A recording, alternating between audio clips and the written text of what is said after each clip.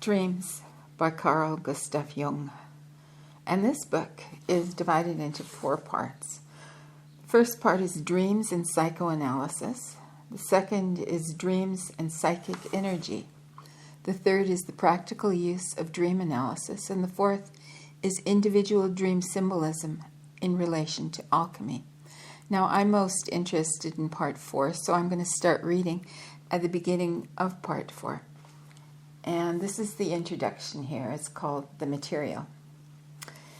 The symbols of the process of individuation that appear in dreams are images of an archetypal nature which depict the centralizing process or the production of a new center of personality. A general idea of this process may be got from my essay, The Relations Between the Ego and the Unconscious. For certain reasons mentioned there, I call this center the self, which should be understood as the totality of the psyche. The self is not only the center, but also the whole circumstance, which embraces both conscious and unconscious. It is the center of this totality, just as the ego is the center of consciousness. The symbols now under consideration are not concerned with the manifold stages and transformations of the individuation process, but with the images that refer directly and exclusively to the new center as it comes into consciousness.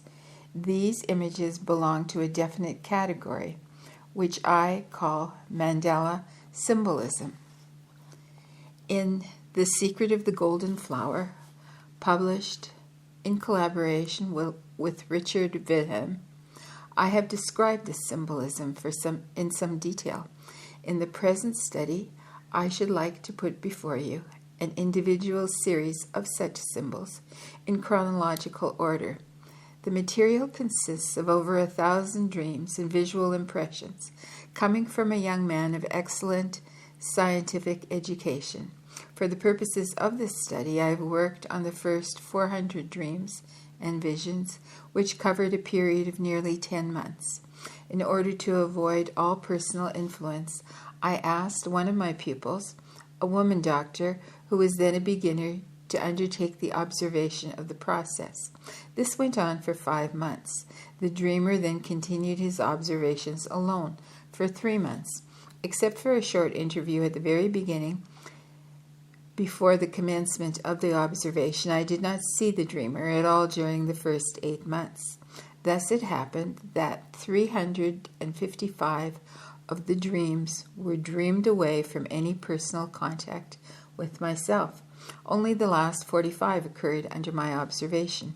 No interpretations worth mentioning were then attempted because the dreamer, owing to his excellent scientific training and ability, did not require any assistance.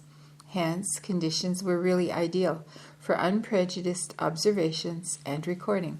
First of all, then, I shall present extracts from the 22 initial dreams in order to show how the Mandala symbolism makes a very early appearance and is embedded in the rest of the dream material. Later on, I shall pick out, in chronological order, the dreams that reflect specifically the Mandala. That refers specifically to the Mandala.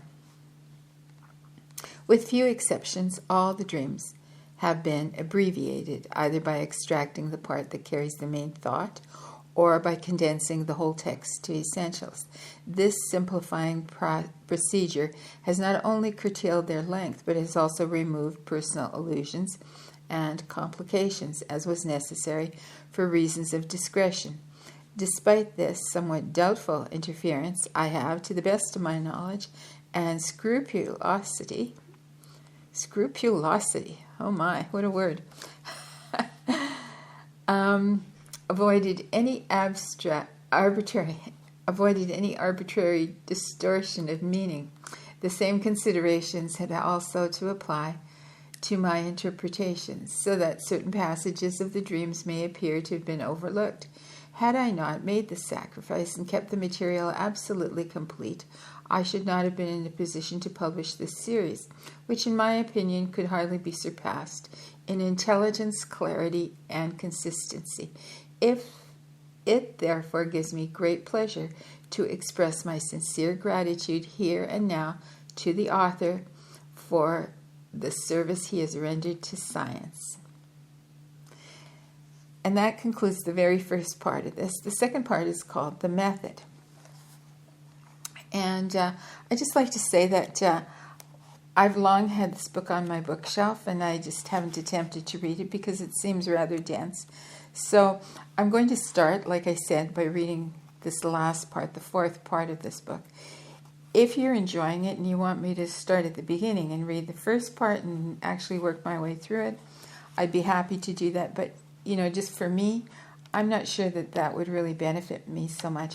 I'm really interested, though, in Jung's Mandala work, his interpretation, and the whole thing. I have his red book, and I'm thinking, yes, this is all coming together nicely.